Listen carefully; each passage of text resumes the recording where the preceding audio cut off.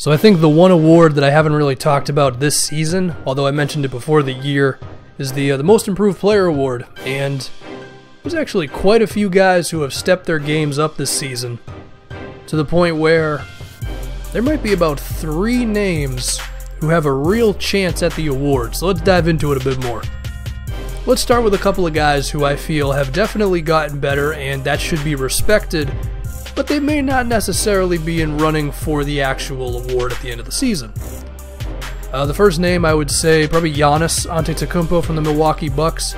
Right now he's at about 16 points per game, but what is holding him back is that shooting. I mean, he's shooting 30% from 3, he's not taking that many, but at the same time, I mean, natural progression going from 12 points last year to 16 this year, and because of his versatility, I think Giannis is basically limitless in the NBA because at 6'11", with that athleticism and that skill, you could use him at power forward, he could be a small forward, he could defend basically anybody. You could match him up against almost anybody. Like Giannis, his potential is just so high because of that, and if he gets that three-pointer down, right on. I would also say the Phoenix Suns backcourt of Brandon Knight and Eric Bledsoe, both have been good. Their shooting is much better, and that's a really good foundation. Unfortunately, Phoenix, the rest of that roster, whether it be Tyson Chandler being injured or Markieff Morris just not wanting to be there, it might take some time with them, but they have a great foundation in the backcourt. Bradley Beal, who has improved as well. The thing with Beal is, to start the season, he was over 25 points per game, and that went on for about 5 games, I believe. Ever since then, he's been kind of back and forth. He's been in the teens, but then he's also been in the 20s. His three-point shot is as good as it's always been, but unless Beal really wants to win the award, he's going to have to get to 24, 25 points per game. Getting right now around 20, which he's averaging right now, that's not going to win you the award this season. I would also say that Kyle Lowry lost some weight in the offseason, and it's definitely showing. Like Bledsoe and Knight, the big thing is his shooting numbers. I mean, his points have gone up a little bit. I think he's at like 22 and 6 right now. But his the shooting definitely improved.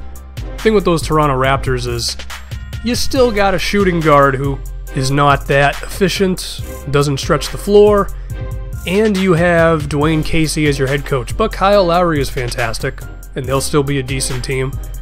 But now let's talk about the real front runners for the award, in my opinion. First one I would say is CJ McCollum from the Trailblazers, who, because of the departure of Wesley Matthews and Aaron Flalo, the shooting guard position was just wide open for him, and he's been great. I mean, he averaged about 7 points last season. Now he's up to 20. My goodness, that's an improvement. And it seems like the backcourt combination of McCollum and Damian Lillard, they both can dribble, they both can shoot. Seems like from an offensive standpoint, that could be a backcourt for that team for a long time. Now, the defense, on the other hand, I don't know, but, you know, you can work on that, hopefully.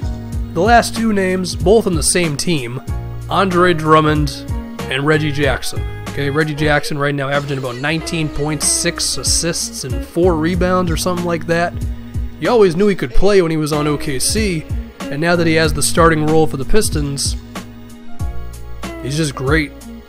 And part of the reason why his pick and rolls are so effective is because of Andre Drummond, and really, I feel like for most improved player, don't you have to give it to Drummond? I mean, Reggie Jackson has been great, but the big reason for that is because every single time Drummond cuts to the basket, that lob could just happen any moment.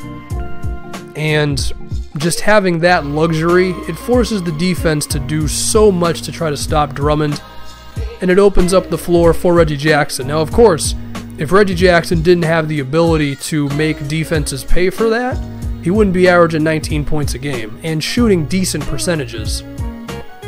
But I feel like Drummond does more for Jackson than Jackson does for Drummond. That's just what I'm going to say.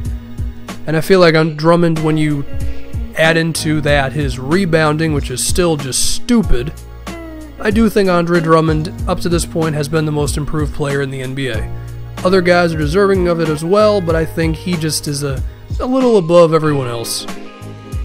By the way, the whole Steph Curry, Draymond, should they be in the most improved player discussion? Steph Curry, no, I will not allow that. I refuse to allow the MVP to be in the most improved discussion, even if it might be true. And the other one is Draymond.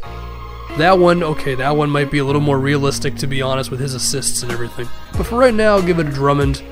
That's gonna do it. And I'm out.